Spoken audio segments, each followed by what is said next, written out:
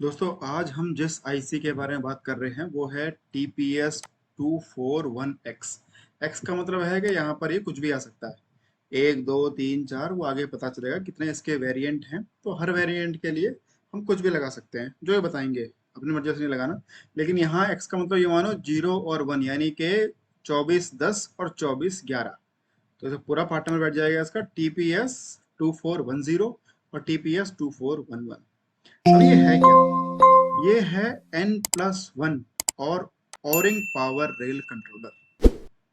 यानी कि आप ये समझो कि आपके पास कोई ऐसा सिस्टम है या ऐसी चीज है जिसको आपने कभी भी, मतलब उसकी पावर डाउन नहीं होनी है, उसको पावर कभी भी बंद नहीं होनी है, उसे ऑफ नहीं होना कभी भी। तो आप क्या करते हो, आप दो सप्लाई लेकर चलते हो भाई, एक सप्लाई ये होगी और एक सप्लाई ये होगी। ये मेरा लोड हो गया, ठीक है जी, ये लोड आ गया मेरा, ये लोड आ गया। यहाँ से भी प्लस जाएगा, माइनस जाएगा, और यहाँ से भी प्लस जाएगा और माइनस जाएगा, ठीक है।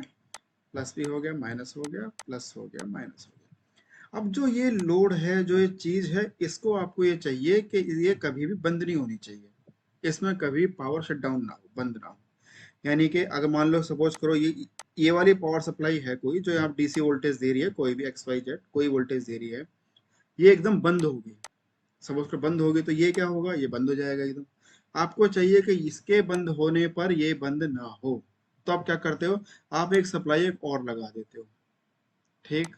तो और ये आ गया ओरिंग, ये वैसा वाला ओरिंग है कि भाई या तो ये या फिर ये। N+1 यानी कि अपने N सप्लाई है तो +1 एक और लगा दी कि भाई मरना नहीं चाहिए, सिस्टम मेरा बंद नहीं होना चाहिए। वहां पर आप ये आईसी यूज करोगे, ये वाली जो TPS 2410 है या TPS 2411 है, टेक्सास इंस्ट्रूमेंट की ये आईसी है। ये क्या करेगा, नॉर्मली आपको पता ही है, ऐसा कभी करना होता है हमें तो हम डायोड लगा देते हैं, ठीक है। एक डायोड यहाँ लगा दिया और एक डायोड यहाँ लगा दिया, इसका अपना अलग जाता रहेगा, इसका अपना अलग जाता रहेगा, ठीक। अब उस डायोड में क्या है, लॉसेस वगैरह काफी होंगे, अगर हाई करंट का मामला है, बहुत एक लॉस आ जाते हैं काफी, कंट्रोल नहीं रहता पूरा। तो अब क्या है कि उस डायोड की जगह पर हम लोग मॉसफेट लगा देते हैं यहाँ पर। ये इसका टिपिकल एप्लीकेशन सर्किट है इसका ये। तो हम यहाँ पर क्या करेंगे, हम यहाँ पर मॉसफेट लगा देते हैं। मॉसफेट से क्या होगा, जो मेरा जो हाई करंट में जो मेरा लॉस होगा ना, वो मेरा बहुत बच जाता है। मेरा ज़्यादा करंट रहेगा तो मैं मॉसफेट के थ्रू उसको ट्रांसफर कर दूंगा, तो इसका क्योंकि इसका लॉसेस कम होते हैं, RDS कम है इसका, ऐसा मैं सेलेक्ट करूंगा, मेरा लॉस बहुत कम होएगा। उस कंट्रोलर के लिए मैं, उस चीज को कंट्रोल करने के लिए मैं ये वाली आईसी यूज करूंगा, TPS 2410 TPS 2411। ये मेरी मेन आईसी है जो जिसके बारे में हम बात कर रहे हैं। और इसके साइड साइड में ये कंपोनेंट्स वगैरह लगे हैं, जो कि हर आईसी की डिमांड होती है, कुछ कुछ कुछ कुछ लगे हैं सेटिंग्स के लिए, पावरिंग के लिए। ये मेरा वोल्टेज सोर्स है, ठीक है। ये मेरा लोड है, कॉमन रेल है, जिसमें कि जहां से हमारा लोड को सप्लाई जाएगी। अब कई तरह के डिवाइस, मैंने कहा था ना कि जो एक्स है वो कुछ भी हो सकता है, यहाँ पर 0 1 है, लेकिन 10 भी है, 11 भी है, 12 भी है, 13 भी है, हर टाइप के, कई टाइप के हैं इसके एक्स। तो ये बताया गया है कि वो उसमें कंपैरिजन क्या क्या है, उन एक्स में फर्क क्या क्या। जैसे लॉजिक गेट का कंट्रोल है या ऑन ऑफ कंट्रोल है, एडजस्टेबल टर्न ऑफ थ्रेशोल्ड है, फास्ट कंपैरेटर फिल्टरिंग है, वोल्टेज मॉनिटरिंग, एनेबल कंट्रोल, ये सब किस में क्या क्या है, ये यहाँ पर बताए गए हैं इस टेबल में, कि भाई किस किस वाले को क्या है। तो आपको जो सेलेक्ट करना है, जो आपकी एप्लीकेशन को सूट करे, आप उसको यूज करो। ये अब इसकी पिन डायग्राम है कि भाई कैसे कैसे से कनेक्शन है।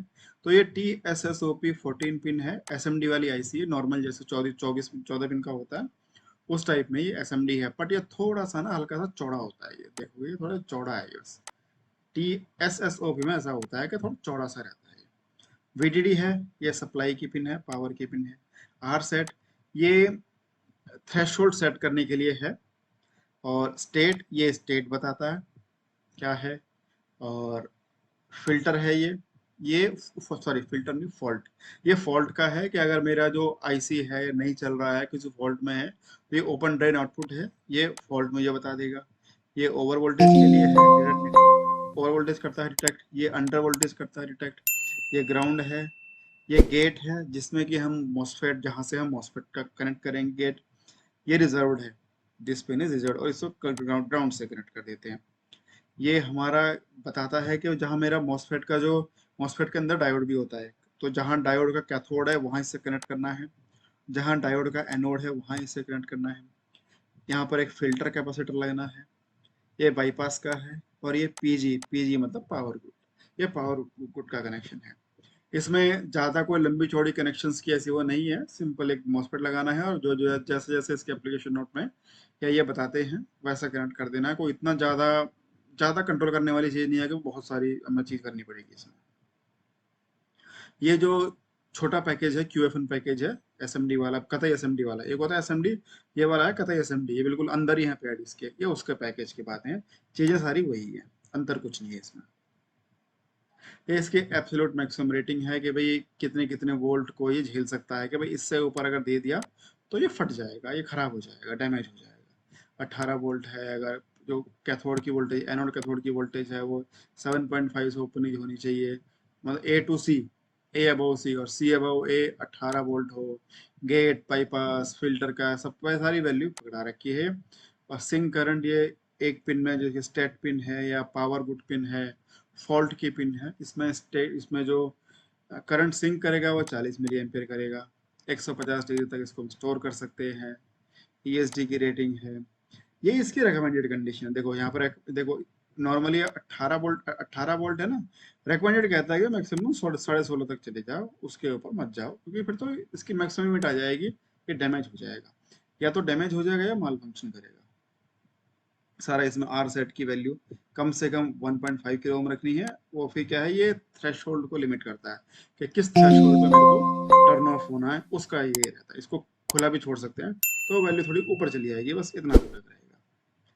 वैल्यूज वगैरह क्या क्या लगानी है सबकी लिमिट यहाँ पकड़ा दी है, क्या क्या होना है। ये भी हमारी, ये भी एक इसमें आते हैं नीचे, ये देखो यहाँ भी इसके थर्मल करेक्टरिस्टिक्स दे रखे हैं कि थर्मली कैसा कैसा है, ऑयल इलेक्ट्रिकल टेस्ट कंडीशन, मतलब सब चीज़ वही चल रही है कि VDN अंडर वोल्टेज कितना है, ओवर वोल्टेज कितना है, सारी चीज़ें वही चल रही हैं यहाँ पर। और इसको देखते हैं हम तो ये आएगा, यहाँ भी हमारे इलेक्ट्रिकल पैरामीटर्स ही चल रहे हैं और सच कुछ नहीं। यहाँ पर हम देखेंगे तो यहाँ इसका कनेक्शन बता रखा है, देखो जिस तरीके से मैं बता रहा था, ये दो सप्लाई है मेरे पास, एक DC टू DC कन्वर्टर दो है, एक ये है एक ये है। नॉर्मल कंडीशन में मैं क्या लगाता हूँ, मैं डायोड लगा देता हूँ, और ये मेरा जो आउटपुट जा रहा होता है जो कि लोड को जाएगा, ये चला जाए। डायोड में लॉसेस बहुत ज़्यादा होंगे अगर मेरा करंट वगैरह ज़्यादा है, और मैं कंट्रोल भी नहीं कर पाऊंगा ऐसा कब मुझे ऑफ करना है कब मुझे ऑन करना है। लेकिन यहाँ मैं क्या करता हूँ, यहाँ फिर मैं एक ये IC लगाता हूँ मैंने, और मैंने ये मॉसफेट लगा दिया। अब क्या है, मैं पूरा कंट्रोल कर सकता हूँ इसको, कब मुझे भेजना है कब नहीं भेजना, कैसे करना है, लॉसेस मेरे बहुत कम हो जाएंगे इससे। तो इसका ये मेनली फ़ायदा ये है, ये टेलीकॉम में काफ़ी यूज़ होती है, एप्लीकेशन थी इसकी टेलीकॉम वगैरह में काफ़ी यूज़ होती है इस तरह का सेम चीज़ कि जाया हॉट, मतलब ऐसा एप्लीकेशन दे रखी है ओरिंग का। ओरिंग मतलब या तो ये नहीं या फिर ये एक चीज़, बिल्कुल वही, ये चला गया लोड, चला गया ये भी चला गया लोड पे को, और ये भी चला गया लोड पे, इस तरह का हो गया। सेम एप्लीकेशन जारी हुई है कि भाई ले लो, पहले ऐसा करना है, ये बाई डायरेक्शनल कर देंगे, इसे बाई डायरेक्शनल हो जाएगा क्योंकि इसमें दो लगे हुए हैं, तो ये यहाँ भी चला जाएगा और ये यहाँ भी चला जाएगा। ये देख लो, आप पहले वही बात है कि एक जगह ये लगा दिया एक ये लगा दिया, बता रहे हैं ये ओरिंग है, ये आप यहाँ पे क्या कर दिया, अब मॉसफेट लगा दिया। मेरे को जहाँ भी लॉसेस वगैरह कम करने होंगे डायोड की जगह पर मैं वहाँ पे मॉसफेट लगा दूंगा। ठीक। एप्लीकेशन अगर देखेंगे इसकी, तो एप्लीकेशन इसकी टेलीकॉम में काफ़ी रहती है, सर्वर में, टेलीकॉम में, क्योंकि सर्वर जो होते हैं उनको 1 मिनट भी बंद नहीं रखना, 1 मिनट क्या सेकंड भी बंद नहीं होना उसको, तो सर्वर में काफ़ी यूज होता है ये, रैक माउंट में, मेनली सर्वर में है। टेलीकॉम बता रहा था मैं, टेलीकॉम बैटरी बैकअप सिस्टम, यानी कि जहाँ भी बैकअप की बात आएगी वहाँ इसको यूज़ करेंगे। तो आज की वीडियो में इतना ही, आगे मिलेंगे नए किसी और कंपोनेंट के साथ, नए डिवाइस के साथ। धन्यवाद।